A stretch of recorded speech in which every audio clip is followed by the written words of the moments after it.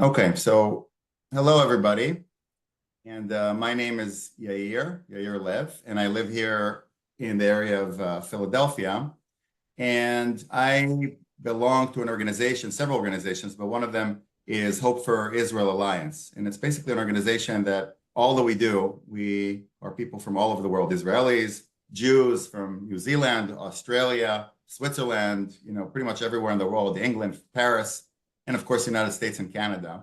And all that we were trying to do in the last year is to really support Israel in any way that we can, and also fight anti-Semitism in any way that we can as well. So I think that this is very relevant. So thank you everybody for joining. And just a few things before I start with introductions. So this is going to be a Zoom webinar, but it's really, a lot of the things that we're going to discuss are super relevant to people who live around Philadelphia because of stuff that has happened in the last couple of weeks. So although we're only on video, the panelists and Mike and myself, feel free to use the Q&A feature to just, write and comment, and we'll address all the questions and comments.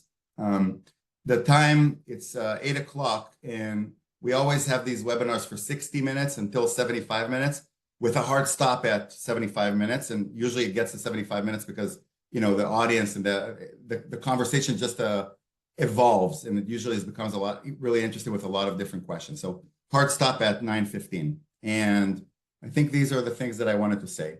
So, I have the pleasure of, first of all, introducing Mike. Mike Bumsey, I've met him maybe a year ago or so with all the activities. He resides here. He's a Jewish Philadelphian, very proud Jewish Philadelphian, and he's a teacher. He's been teaching math at his alma mater, Lower Merion High School, for 20 years or so. And he is really passionate. He comes to all the events that we have in Philadelphia, the Daphne Michal are arranging, and he's always leading things. But he also took time off from school, and he went twice this year to Israel to support Israel and actually work in the Golan Heights and the north of Israel and doing volunteering agriculture work. And he's really, he's super passionate with everything that he does. And he's also, this year, he's the faculty sponsor of the Jewish Student Union at Lower Merion. And it's awesome to have you here, Mike. And why don't you, maybe tell us about yourself and, introduce our panelists. Thank you for joining. Yeah, it's a pleasure to be here. It's an honor. Yeah, just a local guy. I've been teaching at Lower Merion for 20 years, as Yair said. World traveler on the side. But since last October, as is the case with most of us, just kind of sort of got in crisis mode and just wanted to support Israel and support the Jewish community in whatever ways I can. And I'm very thankful for folks like Daphne and Yair, who are such wonderful organizers. And I'm very it's an honor to introduce here Dr. Brandy Shafatinsky. She is a social worker, writer, researcher, and advocate. She's worked towards advancing the rights of victims and survivors of domestic violence and sexual assault through practice, education, and research, and is now focusing her advocacy on developing intercultural and academic opportunities to enhance liberal democratic ideals. And also David Bernstein, the founder and CEO of the JILV, and a passionate advocate of the free expression of ideas. Bernstein is past president and CEO of the Jewish Council for Public Affairs and former executive director of the David Project. He is the author of Woke Antisemitism, How a Progressive Ideology Harms Jews, and that's available on Amazon.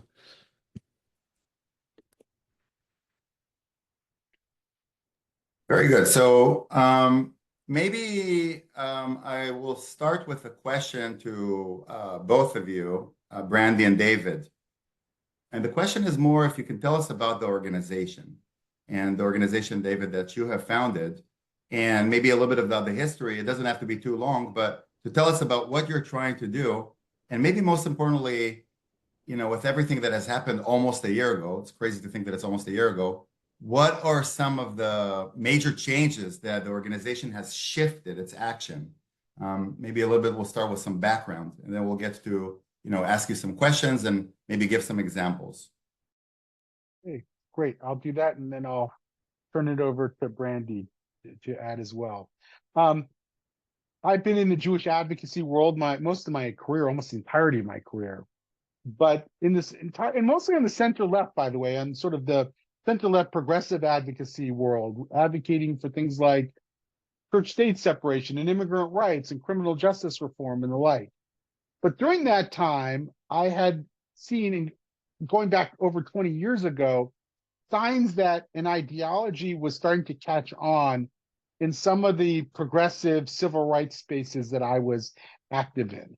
I remember a meeting that I went to years ago with some Asian American civil rights organizations in which I heard a new narrative that I hadn't heard from them before, that America was really like a white supremacist state and that they were an oppressed group on the American scene.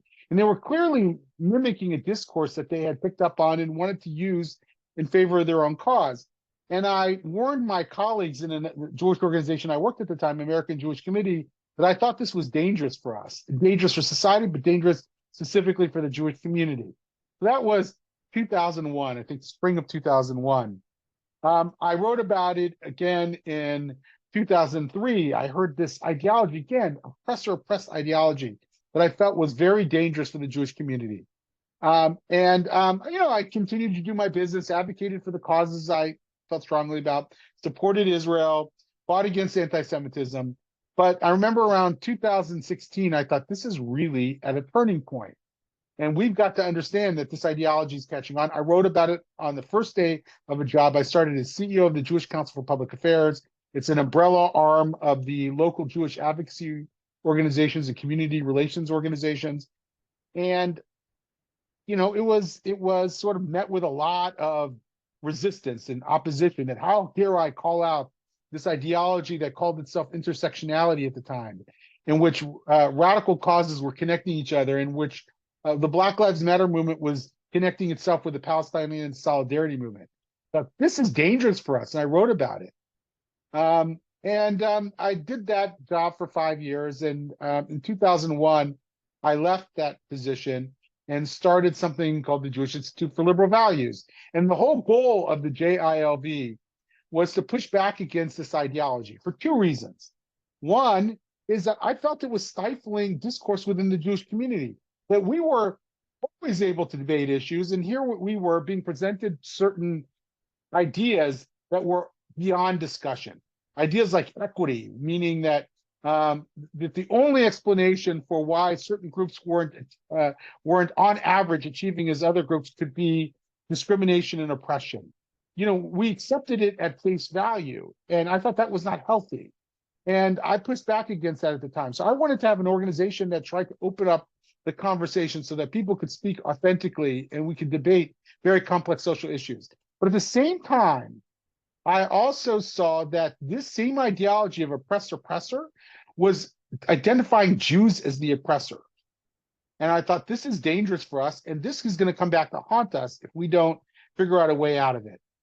In 2022, October 2022, my book came out, Woke Antisemitism, How a Progressive Ideology Harms Jews.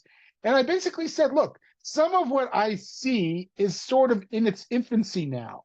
But if we don't do anything to turn back the clock, or we don't push back against it, it's not going to be in its infancy forever. And it's going to develop and it's going to spread even more than it already has. And I didn't mean to be prescient. I just saw what I saw and I wrote about what I saw. I was fortunate to find Brandy very early on, originally as a board member. And she was this, not just a social worker, but really an educator too, and had a passion for presenting people with, ideas in a way that they could understand and helping them through challenges like she probably did as a social worker as well, I'm sure. And was able to apply that skills. And together we built this institution. We're at another pivot point though. October 7th comes along, and all of a sudden, many Jews start to see this oppressor ideology, and they're not denying it in the same way that they did. And they're calling it out subtly, too subtly, I would argue, but they're seeing the connections in a way that they didn't before. But they may not be doing anything different, and they may not be pivoting in any serious way, and that's another conversation we could have.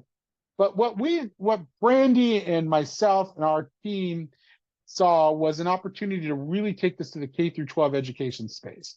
We believe that that there was an onslaught in K through 12 education. And it wasn't just an anti-Semitic onslaught, although it was that. It was also an attack on the basic values of education, critical thinking, open inquiry. The things that make people actually learn were under attack. And instead, a group of, you call them educators, ideologues, were trying to impose their single worldview on all of our kids and turn them into activists. And Brandy was, from the very start, saw the opportunity to engage in a serious way in the K through 12 education space. We started to push back against this. We wrote alternative curriculum. We did alternative teacher training. We helped parents. And right now we are pivoting as an organization to really the K through 12 space, where we're going to make that our centerpiece and our priority activity, because we believe that unfortunately the mainstream Jewish community, which means well and is trying to turn back this onslaught itself, is not willing to fight this at an ideological level. They'll fight the manifest anti-Semitism and the anti-Zionism, but they won't fight the decolonial ideology, and they won't fight the oppressor-oppressed binary. And in our view, that's what fuels the anti-Semitism. So we're fighting this not just at the above the waterline, but below the waterline, where the ideology produces the anti-Semitism. And that's really going to be what our organization does. And we're going to work with parents as our main clients, if you will, in this work. And maybe I should turn it over to Brandy, because she's done Brandy, US. Before Brandy, I just had a just quick follow-up question, because what you're describing is maybe relevant to, I'm in the healthcare industry, and it's very relevant to us as well, things that you're describing. So how did you, like, why and how did you focus specifically? There's so many different enterprises, Yes. Directions, college, healthcare, business, whatever. How did you focus specifically on K-12? Yeah, there's a lot of places this work needs to be done, without a doubt. Like healthcare is one of them, and there are great organizations like Do No Harm, and I know that there are Jewish physicians and doctors and healthcare professionals pushing back against this in various ways. All of that is true. It needs to be done in the legal profession. It needs to be done in the arts. It needs to be done in sort of national security thinking. And there's a whole area, whole realm of activity, institutions, where this ideology impacts the way people think and subverts the sort of open process of discussing and debating complex things. We chose K through 12 education for a couple reasons. Number one, it affects the entire ecosystem. It's our children, it's our future at stake here. So it's one thing when you're trying to stop this from happening in colleges, but not every kid goes to college, and not every kid is a humanities major or Brown, but every kid goes through K through 12 education. And it also is a place where radicals have gotten the upper hand. And so while I might see this at, pick a business, Goldman Sachs, I don't. It's 10 times worse in K through 12 education, because radicals have really captured many of the key institutions, from teachers' colleges to teachers' unions to school boards, very often to administration. And we have a really uphill battle. And maybe I'm a sucker for uphill fights, but I think it's a fight that we need to undertake.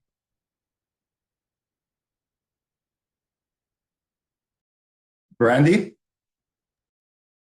I mean, I lived my entire adult life until 2015 as in a bubble of being part of a military family. So I actually didn't see what David saw so early on until after my husband retired from the military and we became civilians. Part of that is because the military communities were unique, and this is also before radical ideology started kind of penetrating certain military establishment through different types of programs and initiatives. But what I did see is when I was a grad student at USC getting my MSW, I did see more students accepting the belief that only certain people deserved care, and those people would have to hold liberal values. There was also this belief that people who held conservative values couldn't do social services or social work, which that concerned me a little bit. But again, I was, for the most part, living and working in a military community, so I didn't see it as much. When I returned to school to get my doctorate in education, it was like jumping into the deep end. I wasn't just shocked, I was worried, because I saw that my classmates who were working with kids in K-12 education, either as teachers, administrators, or curriculum developers, were not just being kind of marinated in this ideology, but they were just accepting it. They were accepting ideas of systemic oppression or systemic racism as if America as a country had made no progress, as if we hadn't, the generations before us hadn't fought and won civil rights. And not to say that there aren't still fights to fight, but I mean, they were truly making it out to be that my life today is the same as my grandmother's life was 50 years ago, 60 years ago, 70 years ago. And for that to come from people who are the educated class, you know, this isn't just high school, this isn't just college, this isn't grad school. We were all in a doctoral program at a pretty good university. So for that to just be blindly accepted, I got concerned that, okay, if this is happening at this level, these educators are going to be taking this ideology back in K-12. And my reason for really focusing on K-12 education is that's, you know, what David said, that's where most kids are. There are upwards of 50 million kids in K-12 education on any given day, and roughly half that in higher ed.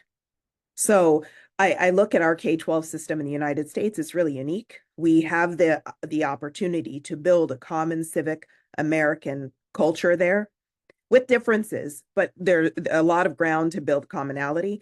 Or if the radicals and activists get their way, the opportunity to break that society and break those bonds. And unfortunately, I think what we're seeing and experiencing is a lot of the breaking of those bonds right now. Thank you, both of you, for explaining a little bit about the organization and the important work that you do.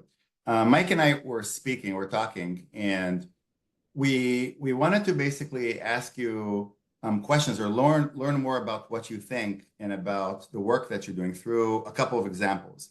I'll start with the first example. So this is just a recent example. We live in the suburbs of Philadelphia, and I'll try to be short and yet relatively accurate and kind of get to the point. So there was in the suburb school district, there was a board meeting discussing policy, and several things were, discussed, including minorities and, different things that are related to policy. And in the midst of a conversation, one of the board members basically said that that board member feels that she knows the Jewish history well, very, very well. And she can say that the Jewish people chose to be white, and the Jewish people are white. With that, one of the other board members, who so happens to be Jewish, said, wait, I don't agree with that comment. But that board member continued and said, yes, there's data, there is a Pew study or whatever other studies that show that 99% of the Jewish people consider themselves white. And the thought, this caused a lot of concern immediately, because we have local chats of parents, WhatsApp chats and different activists. That kind of spread very, very quickly throughout the community. At first, we thought it's going to be something small, but other people have heard about it, and kind of other people across the nation have heard about it. A few more days have passed, and just a few days ago, there was a big board meeting. And at that board meeting, many people, predominantly a lot of Jewish people, came, both on the Zoom and in person, and they basically expressed their concerns that, especially in these times, saying something like this, speaking on behalf of the Jewish people, saying that the Jews have determined that they are white, pretty much as a blanket statement, is just wrong, and it's extremely offensive. And when that person was, her response was basically doubling down and pushing back and, expressing her anger and saying that everything that she said is right. There was not only a matter of remorse or taking back, but the point is, as a board member, what really bothered a lot of people after that is, as a board member who's supposed to represent the parents and represent, the children, and there's a lot of schools in this district, there was no attempt to try to come to a dialogue or any attempt to even recognize the pain, even if, if that board member believes in what she said. No attempt was to recognize that the pain and the hurt that the community has caused. And this was really just pushback. Many people amongst us basically were discussing this in the last week.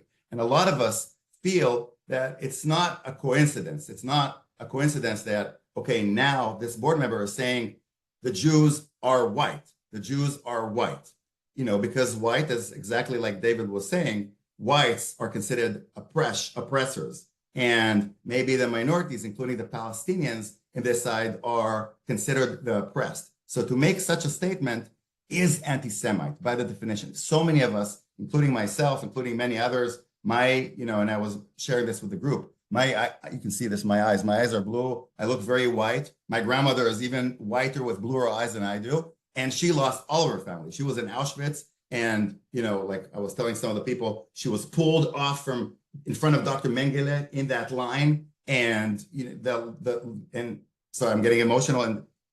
And she was basically her mother and her sister were basically, pushed to the line of the gas chamber, and she was pushed to the other side, and she tried to run back and back. And she was not white, not the Nazi guards, and not the Hungarians when she was in Hungary before that, and not Dr. Mengele. And, and we're as white as it gets. And I was giving other examples. Many people were giving examples. As my sister is married to a Yemenite Jew who's very dark. Their kids are very dark. Nobody thinks that they are white. So anyway, I'm just trying to capture some of the emotions that many people have had. And a lot of people don't, is this really anti-Semitism? Because that board member says, no, it's not and just stating facts that the Jews are considering themselves as white. So how do you respond to this? Is this related to the work and things that you're saying? How should we respond to this as a community? And sorry that I took so long to try to express this story. So, I mean, I think that there are a lot of things that situation revealed. One, that there's a lot of ignorance around who Jewish people are as a people. And that can be worked on with some people. There can be education around what certain things mean about Jewish peoplehood, about putting American-centric color-based labels on an ancient people and how it doesn't quite fit, regardless of skin color. We can have those conversations. We can do education around that. What is more concerning to me are two things. One, a school board member who seems to show no desire to actually understand. And two, the idea that she seems to hold a disdain for white people. There are white kids, not Jewish, not getting to the question on what Jews consider themselves or other people consider them or skin color. There are white kids who descend from Europeans who attend schools in that district. So what is she indicating to them and their parents? That they're deserving of vitriol, that they're deserving of a negative label of oppressor. And that right there is the part that is the biggest issue. Yes, there's anti-Semitism that comes with erasing Jewish culture and Jewish heritage and what it means to be a Jew and Jewish connection to actually being a Middle Eastern people, regardless of how long in the diaspora. And that's the part that's anti-Semitism, putting on some other label so then she could use that excuse to treat Jews as less than. I think that's 100% anti-Semitic. And I'm equally concerned with the idea that she's throwing out this label white like a slur and the impact that potentially has on kids in the district, on non-white kids who then think it normalizes, okay, we can use this labels as a slur and mistreat these people because we're attaching that label to them. And then also the kids that the label's being attached to. So I have two responses to it. The first is, what my gut reaction wants to be as well.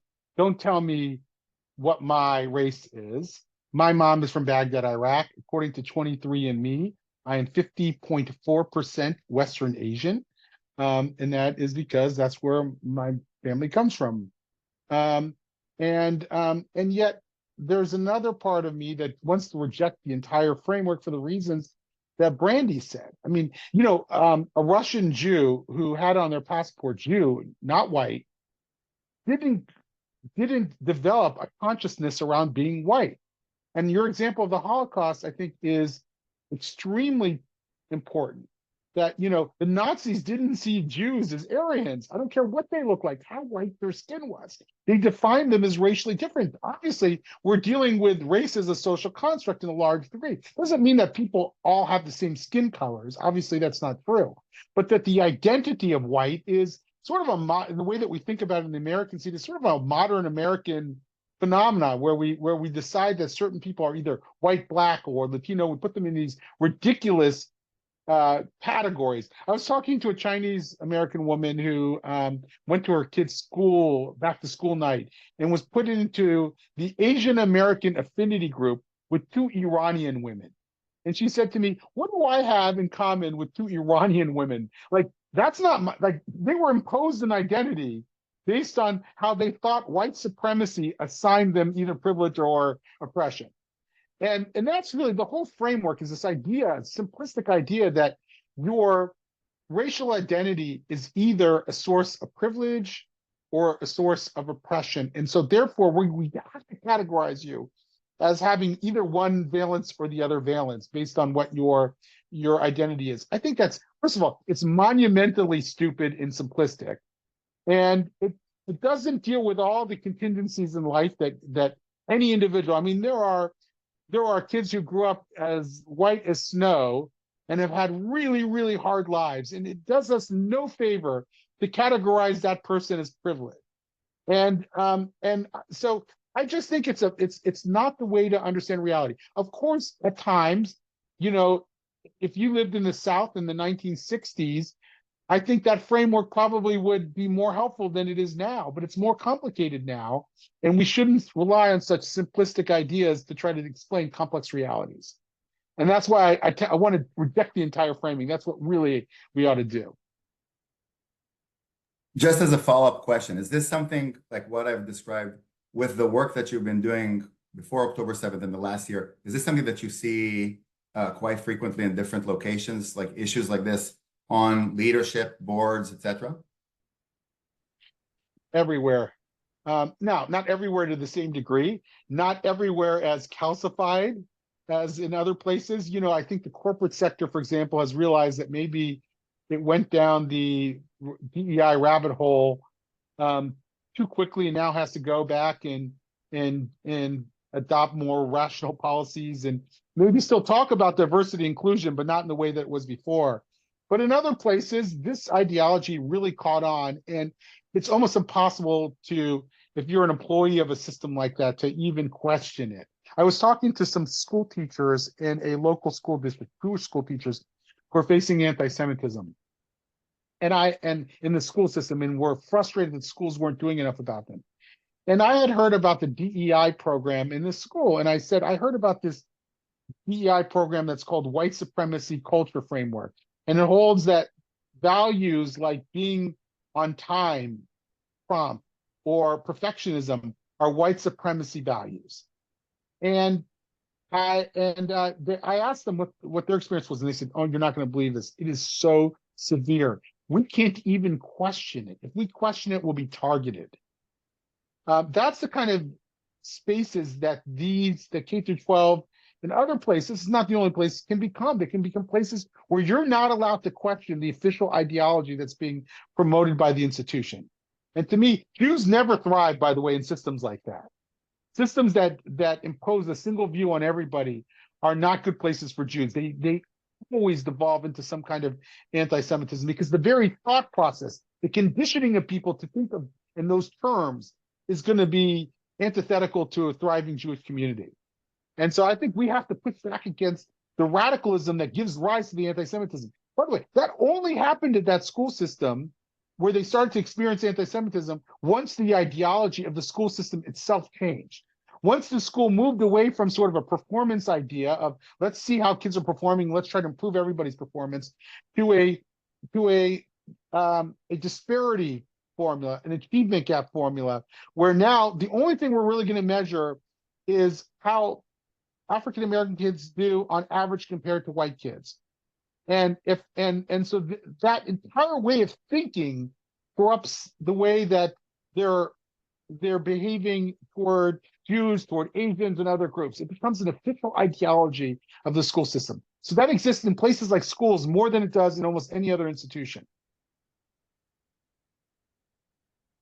Thank you for that. Mike, why don't you, I know that you had something that you wanted to share from your experience in the school district and around Philadelphia. And I think that will be a good example to also hear the opinions of Brandy and David.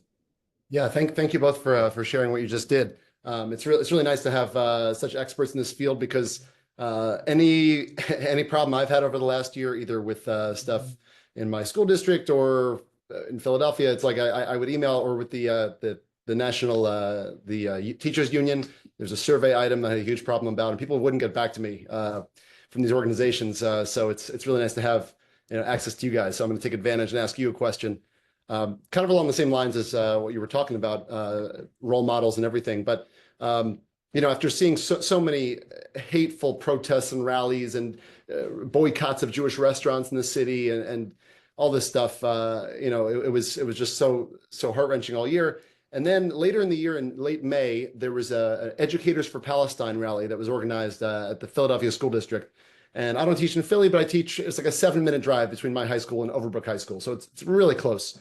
And because it was teachers, I was like, let me go take a listen to what they have to say. So I tucked in my Magen David, and I go over there and, quietly stand in the front. And it was just full of hate. It was stuff at least as bad as I heard before. It was from the river to the sea. It was the worst one was we don't need these racist Zionists. I mean, these are teachers from Philadelphia up at the mic speaking. One of them had their little daughter with it, and she was screaming too. And now, do I know that everyone in the crowd was a teacher? No, but probably at least dozens of teachers were there.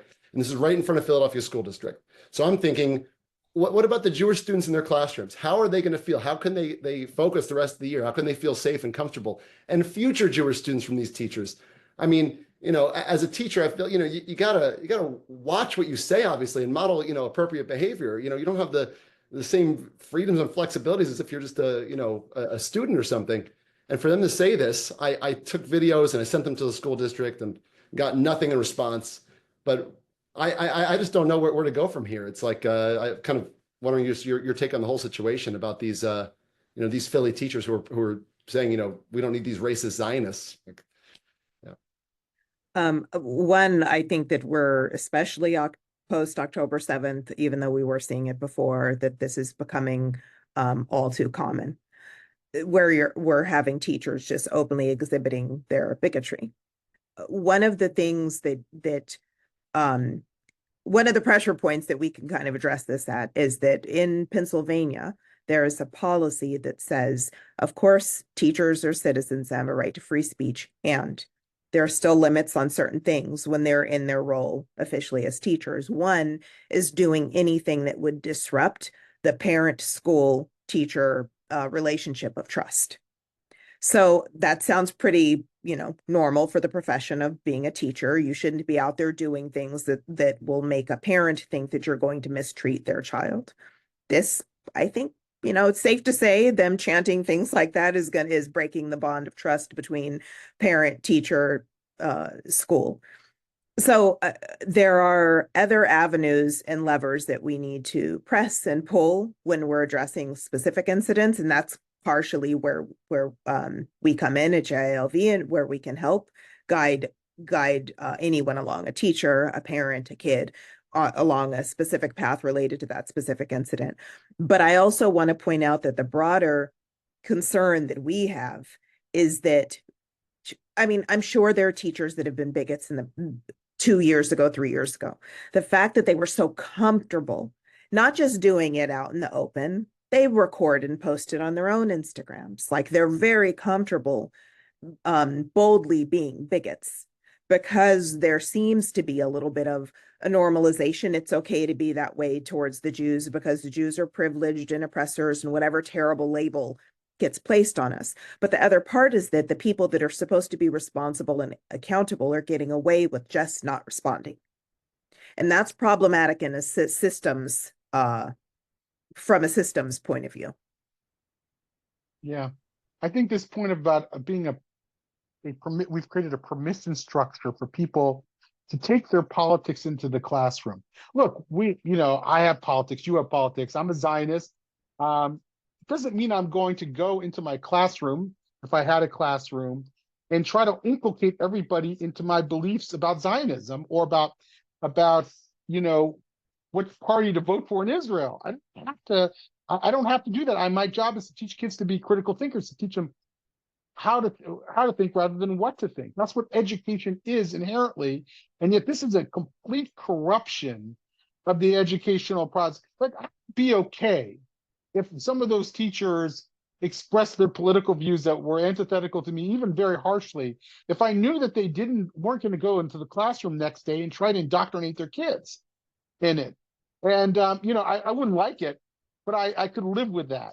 The problem is that they've been given permission to take those politics that are outside the classroom and bring them into the classroom. And as if this is real education, is to turning their kids into political activists. In other words, somehow seeing their version of social justice as real education. It's the pedagogy of the oppressed. And we're going to help them understand how they're oppressed. We're going to help them see their oppression, and we're going to turn them into activists who can resist oppression. That is the paradigm that they're bringing into the world, and I think that's very scary. And I think we've got to return back to and that's why I've always said, the advocacy part is important. Like, if I find out a teacher A in Lower Merion School District is bringing their politics in the classroom, I'll fight that one teacher, right? And Brandy will probably call the superintendent and bring 5 parents with them, and maybe we can isolate that teacher. The problem, though, the larger challenge that we all have is push back against this idea that it's okay to bring your politics in the classroom and that you can teach your kids what to think. It's not okay. That's not education. That's indoctrination. And that's what I think we're ultimately got to push for. We've got to do this sort of, and this is why it's so challenging right now to do what we're doing, and I'm sure what you're doing. It's that we have to, on the one hand, advocate for ourselves in the short term, so that the one child who's being put upon by this extremist teacher feels safe and is able to thrive in the classroom, and then fight the long run battle at the exact same time, which is about restoring point diversity and about allowing for critical inquiry and different points of view to thrive in the classroom. Great teacher does that. I remember, just one last thing, in college, I had a professor in philosophy who wore a red beret to class every day. Now, did that mean he was a communist? I had no idea. He was an amazing teacher. And one time he let slip, I'm a pretty good Marxist. But it had nothing to do with his pedagogy. I just taught us about rationalist philosophers of the era.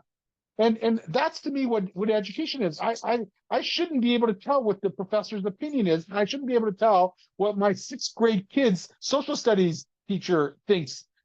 They should make it a mystery. They should make it. I try to make my own kids not understand what I actually think, so that I challenge them and be the devil's advocate. That's what education does. And it's a sad reality that's not where we are today. Yeah, well, thank you for that.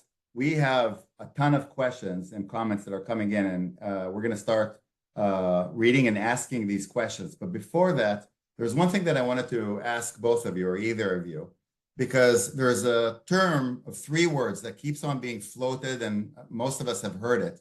And I think you find it specifically very important to be familiar with. It's, in fact, even on your mission statement of JILV. Our mission is to support liberal principles, free thought, expression, advance viewpoints of diversity, counter the imposition of the critical social justice, the CSJ ideology in the Jewish community, and more. So can you maybe just say a few words? Again, I think that most of us have heard this, and maybe we don't exactly know what it is, and how can you connect it to everything that you have said so far? Brandy, why don't you start? When I think about critical social justice, I think about an ideology that is narrow, that doesn't leave room for questioning or dissent. So the idea that, yes, for sure, it's 100% fact that there are oppressors, and those people always are oppressors in every circumstance. They always hold privilege in every circumstance because of some immutable characteristic or some real or perceived idea of who they are identity-wise. It is very rigid. It doesn't leave room and space for questioning, for dissent, for the idea that in most circumstances, there are circumstances where most people hold privilege and circumstances where most people don't. Everyone right now who's attending this has the privilege of being alive. I'd argue that's a privilege. Critical social justice ideology doesn't allow that thought. The idea is that because I'm Black, I do not hold privilege. There is never a circumstance or time that I could ever hold power. So I always have to be fighting some form of systemic racism. And so when I think about critical social justice, it's that it's a rigid ideology that doesn't allow questioning or dissent. I'll expand on that. I agree with everything you just said, and maybe give it a more technical definition as well. I think this ideology holds two fundamental tenets. The first is that bigotry and racism and oppression are not just a matter of one's personal opinion, but they're ingrained in the very structures and systems of society. They're everywhere. They're in the air that we breathe. And the second tenet is that only people with lived experience of that oppression are qualified to really talk about it. And if you don't have that lived experience and you talk about it, you know, you presume to know anything about oppression, then you're really acting out of privilege. Now, these things can have some truth, right? Like systemic oppression is real. We've had systemic oppression in history. Jim Crow America was a systemically oppressed place. Nazi Germany was a systemically oppressive place. But it's not always true. What ideologies do is they take a sometimes and turn it into an always. And they dumb down the conversation. The second, and it can be true, by the way, that people who have lived experience have something to say that other people should at least listen to. Doesn't mean you have to believe me. I grew up in a time where there was a lot of anti-Semitism in my high school, and people would throw coins at my shoes and they would put swastikas in my books. Now, should you, if you were a non-Jewish person, listen to my experience of anti-Semitism? Sure, listen to me, because I might know something and experience something that you didn't know. But I'm not the only data point. You are Jewish. Maybe you had a different experience than I did growing up. And maybe my experience is my experience. Also, there are other data points that I have to listen to. So when in 2019, the Pew survey found that American Jews were the most admired religious community in America, I had to say, wow, that's another data point that was different than my lived experience. So this ideology, it has some insights at certain times, but it pretends to be all-knowing and a complete explanation of reality. That's what we have to reject.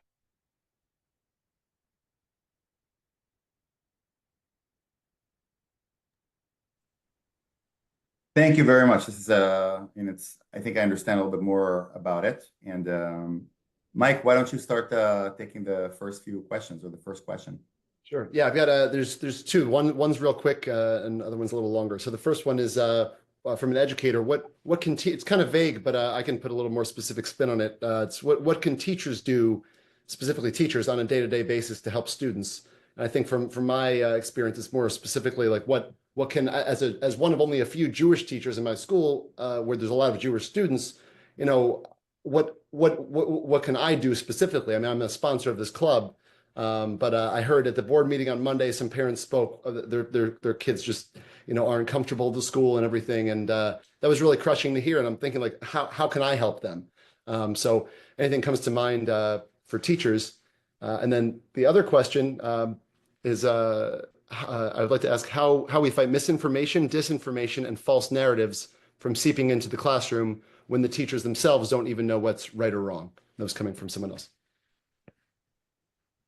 So when I think about what you can do as a teacher, one, as a club sponsor, you can support your Jewish students that are going to be coming to you, not just with issues of anti-Semitism, but maybe questions about Jewish peoplehood and history and heritage. And I think it's important for us to not center anti-Semitism or make anti-Semitism central to Jewish identity. There's more to being Jewish than anti-Semitism.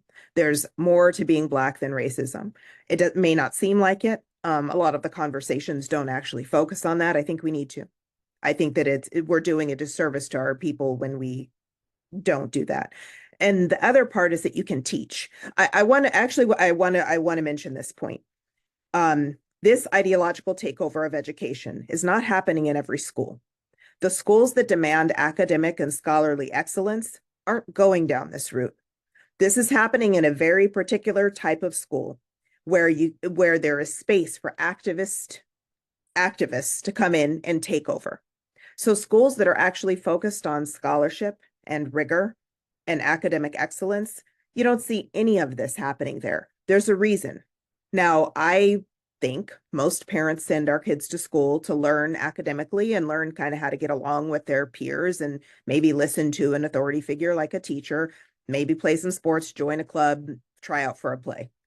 I don't think that most American parents send our kids to school to become the next generation of activists that want to burn flags and spray paint in buildings and barricade themselves. So not just what can teachers do, but what parents and administrators and community members can do is demand that our schools become centers of academic excellence again.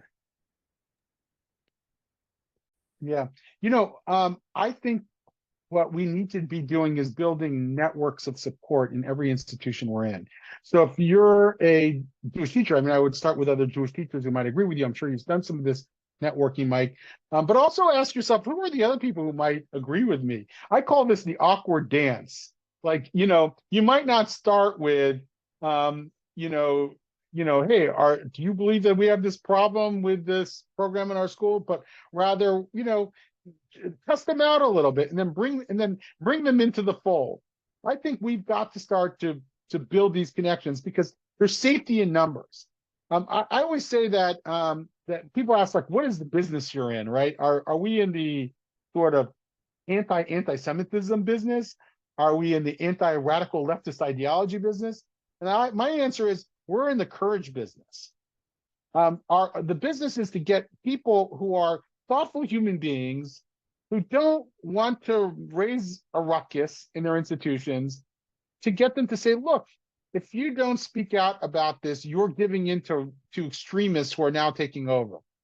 And so we're trying to get these people to have a stake in the discussion. These are the people that we're trying to get to speak out are people who are not inclined to speak out because they want peace. They want to get along. There's this old phrase, never wrestle with a pig because you'll get dirty and the pig likes it. And that's how moderates think. Like, I don't want to get dirty. But if you don't get a little dirty and you don't push back against these radical trends, then the pig wins. And you haven't even contested it. You haven't fired a shot. You haven't fired a shot. And we've got to go back and teach people who are thoughtful people to speak up for themselves. And that starts with building networks of support so people feel safer to do it. And I think that's the task of a teacher who wants to make a difference. Thank you for that. I'll just say before I move to the next question that I feel strongly with what you said is activating or creating networks of support, for example, not only Jewish, but also with our, friends and whoever is our allies. But even, for example, in healthcare, there's a big trend now in enterprises. For example, there's a big one, which is Mass General and Brigham, not the university, but the actual hospital, which is a huge enterprise. And there's a trend now of creating ERGs, employee resource groups. And all over the country now, we see a trend of creation of Jewish employee resource groups who can basically be part, they're supported by the specific enterprise organization, whether it's healthcare or university, whatever it is, and they're there for each other. And I think that these networks, exactly like you said, are so important. I wanted to ask one of the questions that is from the attendees is, can you please give a couple of examples, or maybe one example of schools you're describing, school districts, you've seen this onslaught as you describe it in K to 12. And maybe you can even you can describe a case and what are potential solutions that you have seen actively to resolve this distress from the Jewish community? So one of the things that we've seen in some school districts is district administrators signing contracts to bring outside community activist groups into the district to provide teacher professional development or curriculum development. Parents get activated. They do form those groups and those bonds, those support networks. And one way that we've helped them is petitioning their district to cancel those contracts. And we've done that successfully in multiple districts. So there is a way to push back on, again, a lot of it depends on the specifics of what's happening. There are parents we know in the local area that have been fighting the good fight against a radical teacher and really trying to demonstrate how her hateful rhetoric was not just making students and parents feel unsafe, but eventually making them potentially be unsafe. So getting her removed from the classroom and getting the district to actually address what they're supposed to address. All of that does require what David said. It requires the courage for people to stand up and speak out. And it's hard and it's difficult because there has been retaliation. In some instances, safety is a concern. I understand that. And if we don't do it, it gets worse, which we saw with this case, where it goes from just maybe a little bit of bullying or a little bit of rhetoric that's online and on someone's social media to something that can be perceived and potentially as a very real threat. You know, I'm going to say something a bit controversial, but it sort of comes out of my experience doing this. The best things that happen are when the radicals who are pushing this go a little too far and do things that are so obviously abhorrent that people have no choice but to fight back. A school district in California, I think it's Los Lomitas, if I'm not mistaken, brought in an outside consulting firm that is anti-Zionist and anti-Semitic to do anti-Semitism training of teachers. Now, that's despicable. And everybody knows it's despicable. And we're going to let them know how despicable it is. You know, I want to, there's a letter. So what do? Maybe I could post this. I don't know. Can I post this in the chat? I'm going to, oh, I don't know if, well, I'll post it if you guys want to. Yeah, send it to me and I'll post it. Yeah, I got it. Right. So we wrote an open letter to the superintendent of the California schools, letting him know that that this group was trying to peddle its so-called anti-Semitism training. Now, we had already gotten the school, community members had already gotten the school to drop this training. But we know this consultancy is going to try to do it elsewhere and has tried to do it elsewhere. We want to make an example of them in the school district for doing it. So we are now saying it's already signed by several thousand parents in the area. And we want to send a very strong message. And then we're going to take this open letter that has several thousand signatories, and we're going to send it to the superintendents of every California school district, because we want them to understand that we will not put up with that. So I think, and that really tells the story. Like if a school district can allow that to happen, what else are they allowing to happen? And so I always count my blessings when they go to extreme lengths, when they overreach, because it allows us to tell the story in a way that the average person understands. What's harder to do is for them to understand, let's say that there's a very radical DEI program happening in a school, as I said before, that might teach teachers that they should teach that being on time to work or school is a white supremacy value. Now that's, to me, outrageous, and anybody should look at that and say, how could they teach my kids that? How could they impose that on teachers? But it doesn't have the same impact on people of an anti-Semitic group teaching about anti-Semitism. So I use that as those really extreme examples as a way of illustrating the larger point, because I think sometimes what people don't understand is that the less extreme example is very common and happening every day, and makes it so the more extreme examples are much more commonplace. That's why we have to push back on both the extreme examples and some of those less extreme examples.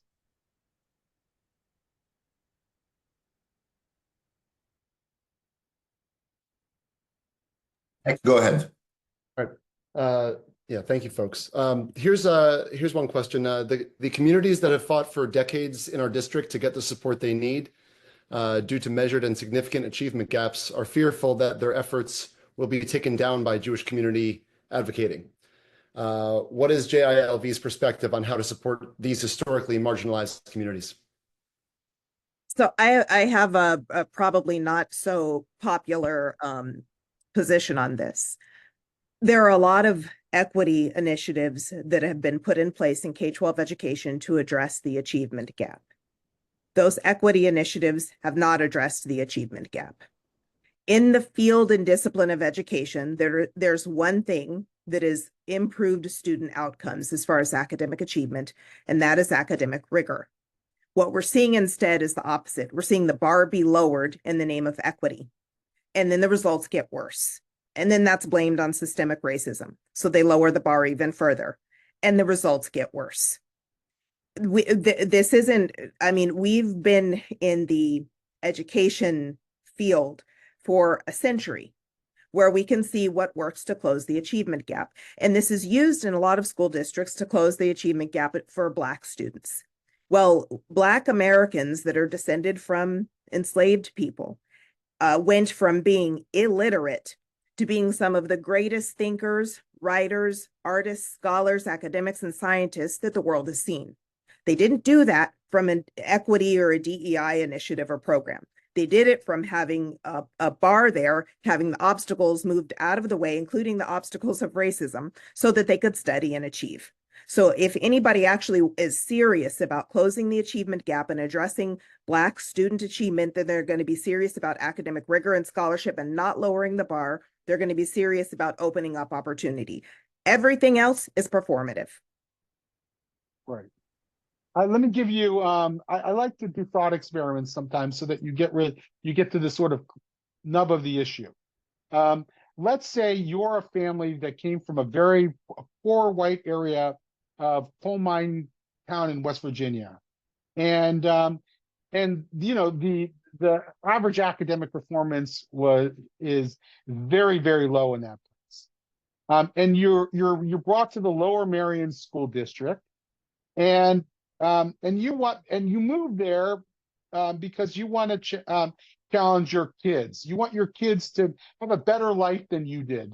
Maybe you took a menial job in the near the Lower Merion area so your kids could go to that school district. You think that the school district is doing you any favor if their goal is to narrow the achievement gap between your kids and the kids in that district? Is that what you want for your child, that you just moved that you just moved to Lower Merion for? Or are you trying to challenge them? Now, they may need extra supports, and they need more tutoring, and they may need you know, some hand holding because they didn't come from the advantaged background as some other kids might have in the school district. But you don't want them to lower the bar because you want your kids to ultimately be able to thrive in the society that we actually live in. So we're doing a disservice to those children by thinking that the only thing we should look at is the achievement gap. And I don't think we're helping everybody. It's a long process. There's no easy way out of sort of lagging achievement, but you don't get there by lowering the bar for everybody.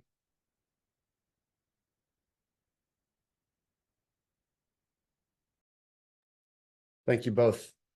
Another question actually is something that I've been thinking about a little bit with our clubs at school. I know Mark Levy, who's the club sponsor for the Israeli Culture Club, is also kind of doing the same thing. But this is, do you think public schools will do a moment of silence or something to honor the 7th of October? Anything we should request in our school districts to do if nothing is planned? I think that it can be a double-edged sword in opening up a can of worms, because if you have to do a moment of silence, this is how I see it playing out. We request our school to do a moment of silence for the victims of the massacre by Hamas on October 7th. And then you get some other radicals that want to do a moment of silence for the genocide in Gaza. So, I mean, I think it's tricky, but if you have an Israeli culture club or a Jewish club, that's not to say that you can't do something in your club and invite others to participate in honoring that. But make sure you understand that another club can do something very similar from their position and their perspective. Yeah, I was prepared to debate Brandy on this, and then she expressed the exact same view that I had on it. So I'm going to merge a couple of questions and also some people who were texting me directly. I'm going to go to something very, very basic, because you were talking about equity, and, you know, people throw around equity and equality, and most people, you know, they think that they know what the difference is, but maybe you can tell us a little bit more about, because we're hearing this and we need to educate ourselves first of all. What's really the difference between equity and equality, things that are being discussed all the time in the board meetings, etc. one of the people asked, how can we discuss ideological problems with equity without sounding uncaring? Another person, I think there's another 2 questions, so I lost that question. Ooh, so many questions. Another question was, there's a lot of people that some people are coming, like the committee's member supporters, the one that I told you about, and they all come to explain in a specific way that equity means that everyone is getting what they need. It's the opposite of discrimination. So maybe you can tell us a little bit about just these 2 concepts. I'll try, and Brandy will correct me. So look, I think that the term equity can mean different things to different people, but the way that the meaning that it's taken on in the current moment is sort of patterned after Ibram X. Kendi's book, How to Be an Anti-Racist, in which he says that if there's not approximate proportionate representation of all groups in every institution, then that is evidence of discrimination and oppression. And so the goal should be to get that kind of approximate representation. So for example, if there are 13% African Americans in society, that means that there should be 13% of African Americans in science. And if there aren't, then there's discrimination. So therefore we need to make sure that there are 13% African Americans in science in the here and now. Now, I think that line of reasoning is extraordinarily dangerous for a number of reasons. One is that I think it gets us off the hook of actually having to make sure that we provide the kind of education to young African-American kids that they'll need so that there can be someday 13% Black scientists. But you're not going to, there's no shortcut to that. And you're going to have to go through. So I think it actually takes the onus off of our society to do what it really does need to do to lift everybody up. It actually accomplishes the exact opposite of what it's set out to do. And that's why I think it's very dangerous. It's also just not true. Like it's based on a falsity that there's only one explanation for everything, and it's systemic racism and systemic oppression. And anything that's based on a lie ends up producing bad results. And so I think we need to have open conversations on these things and not settle on these simplistic concepts like equity. It's not everybody getting what they would need. There's no society on earth where everybody will always get what they need at all times. Just like think about that for that language. There's this cartoon that's sometimes bandied about in the name of equity. And there's 3 kids watching a baseball game, and one kid is too short to be able to walk over the fence, and another kid is tall, and another kid is just at the fence level, and they give each of them a box to stand on. And if they have one box, they say to stand on, that's equality. Everybody gets the same thing. If you give the shortest kids 2 boxes to stand on or 3 boxes to stand on, then that's equity. But that can be ridiculous because not everybody is going to achieve the same thing just because you give them something. Not everybody is as good at everything as everybody else. Not every kid is going to be a star scientist or a star basketball player. And giving them something is not going to necessarily bring us there. That's based on a lie. That's what I mean by making sure that we don't tell ourselves lies in order to achieve things that are impossible. So that's why I think this equity concept needs to be completely thrown out and rethought. That's why I believe deeply in the idea of equality of opportunity. Now, we haven't always lived up to equality of opportunity in our society. We've denied people the equality of opportunity. And sometimes, maybe after we've done so for so long, we have to give people who have been denied a little bit of leg up. But that it can't be proportionate. It can't be perfect. It's not going to be everybody gets what they need. There's a name for that in ideology where everybody gets what they need. And it didn't work out very well for the societies that embraced it. Brandy, any comments? I'll just say quickly, I think equity focuses on sameness in outcome and ignores agency. So if we're talking about everyone gets tools that necessary according to their ability so that they can achieve and have more opportunity, I don't care whether you call it equity or equality. Unfortunately, that's not what we're seeing. We're seeing the bar lowered in the name of equity. There aren't enough of this demographic of kid in this AP class, so we're going to get rid of the AP class because the AP class is racist. That's taking away opportunity. That's what seems to be happening in schools, at least in the name of equity. Thank you. I'm going to read a comment, and after that, Mike is going to take the next question. It's a comment by Daphne Ofer, who is an amazing activist in the greater Philadelphia. She and Michal, her friend, are always arranging, all the time events to support and, focus the attention on bringing back the kidnapped now. And respect to Daphne. So she basically says that she agrees with both of you and Brandy, making young kids, feel ashamed for being white or Jewish, but not necessarily Jewish, just white since their young age, engraving their brain with the idea that they are bad, privileged because they are being white. This is stamping these kids and making them grow up with a complex of being bad or oppressors. It is a divisive and oppressive by itself. So just wanted to read her comment. Mike.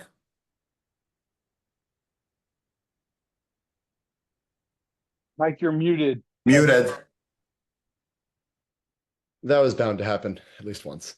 Thank you for all you're doing. I agree that many teachers are indoctrinated in their education to be social justice activists in the classroom. Do you have specific strategies for a school board to help counter this approach when administration teachers adhere to the warped perspective? Well, let me just say, we've got to get more people with rational mindsets to run for school board.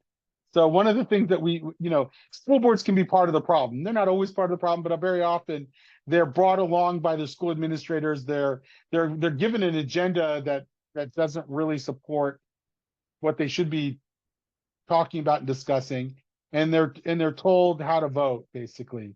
I think we've got to get parents who understand and want that this is not the right way to educate our kids, who want to return to to critical thinking and school performance and everything else, to run for school board. And our organization, Brandy and my organization, is going to create a school board institute that helps parents get elected, and so that we can change the dynamic of those school boards. The next question is something that was actually kind of bothering many of the people on the WhatsApp groups, because when that board member mentioned that all Jews are basically white, she basically quoted from 2021 the Pew, and I just wanted to share. I don't know if it's going to work, but can you all see what I'm now sharing with you, the screen? So this is from the Pew Research Center 2021, and what many of us, including the person who asked this question, is how does this fit? I'm white and blue eyes, like I said. I never mark myself as a Jew, as a white person, and many of them are Mizrahi. More than half the Israelis are Mizrahi from Yemen and Ethiopia, etc. So how is this that most Jewish American do identify themselves as a non-Hispanic white, like 96%? I wanted to ask you, because that board member went back again and again to prove her point, and very superficial, but if we want to counter this, what are your thoughts about this? I think, first of all, if anyone who does any research knows that the research is only as good as the methodology. So what options were there? Was Jewish on there as an ethno-religious group? No. Most of the Jews that completed that Pew study, were they born here and raised in the United States, where a significant amount of Americans have adopted an American-centric color-based view on race, where it's really just about skin color? I think probably it was Pew. Yeah.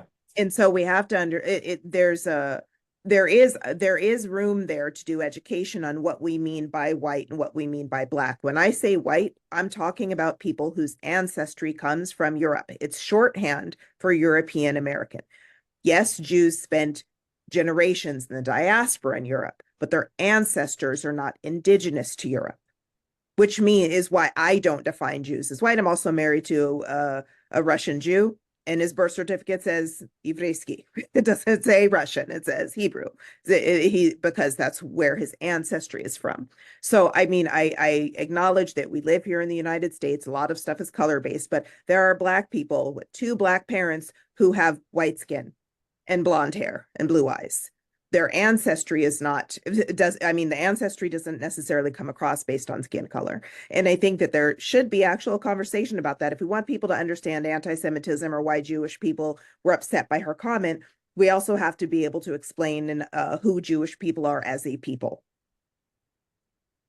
Yeah, I'd only add that I think American Jews have been told that they're white for a long time, and there's a book by a guy with the exact same name as me, David E. Bernstein. I have an L in my middle name, called Classified, and he talks about how the racial classification system evolved in America over many decades, and we didn't always categorize people the way that we think of and do now. These are relatively arbitrary classifications of people. Now, I agree. Like, look, there's something about European Americans and related to their skin color and everything else, but these are, again, this is a social structure that we're in a kind of pseudo identity, I think, that we impose on people, and people have been always told one thing, and that's how they're going to identify. But I think it would be very interesting to have conversations with Jews internally about what does it mean to be white, and are we really white, and why should we accept that, and maybe do what I do, and I just refuse to check the box now. I don't want my society to be obsessed with classifying people by race. I don't want to obsess about it myself. It doesn't matter if I'm 50.4% Western Asian, or if somebody thinks of me as white, or if somebody thinks of me as something completely different. It's just not the way I think we should organize our society.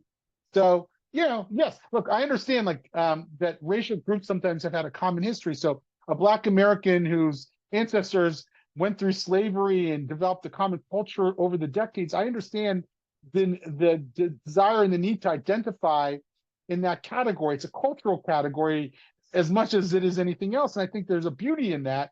But that doesn't mean that we have to structure the entire society around these arbitrary racial distinctions. I just want to add one other thing. I find it interesting that this conversation keeps coming up in American Jewish circles and not in Arab American circles, because there are Arabs that have where a lot of people can't distinguish between whether someone is Arab or whether somebody is a Jew, especially if you go to Israel, unless you're looking at the way they dress. So the skin color thing is really, it's interesting to me how often this conversation is had in Jewish circles. Nobody says that Linda Sarsour is white. She's a BIPOC woman, right? She gets celebrated as a BIPOC woman. Look at her.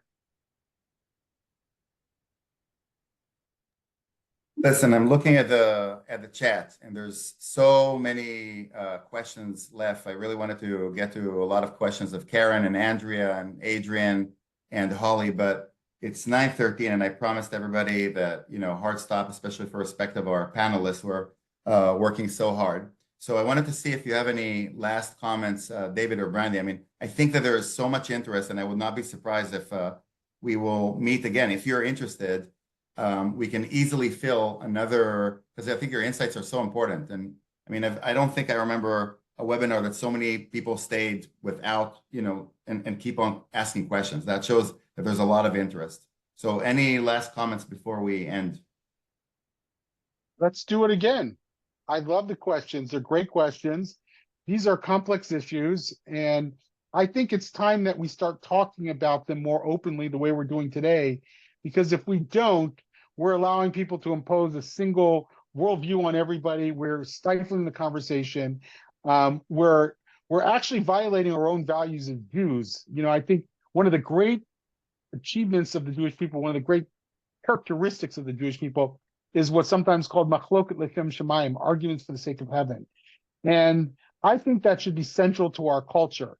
And so to me, what does it mean to be a light unto the nations in today's America? It's to embody those values of machloket lechem shemayim, arguments for the sake of heaven, to reteach our society how to argue with people in a respectful way, and how to disagree, and how to allow difference, real difference, not surface level difference, and live with it and become a thriving democratic culture. That, I think, can be our role, and that's what I hope we'll do. I think I'll just say in response to that, a lot of the conversations, this is how people should conversate, talk to each other see the facial, hear the tone. Unfortunately, fortunately, that's how a lot of people communicate is on WhatsApp groups, 300, and these are charged issues, and sometimes we do see clashing, but that's how it is. Anyway, I really wanted to thank everybody here. Mike, thank you for joining and for co-moderating. And thank you so much, Brandy. You're amazing. We're so lucky to have you in our community. And David, it was a pleasure to hear from you. And I think that we will reach out to you again, maybe to arrange another of these sessions if you're interested. Thank you so much. Let's do it. And Thank thank you you, all. everybody, for joining and all the attendees. And sorry for those that we weren't able to get to all the questions. And toda rabba ve'layla tov, everybody. Laila tov. Right.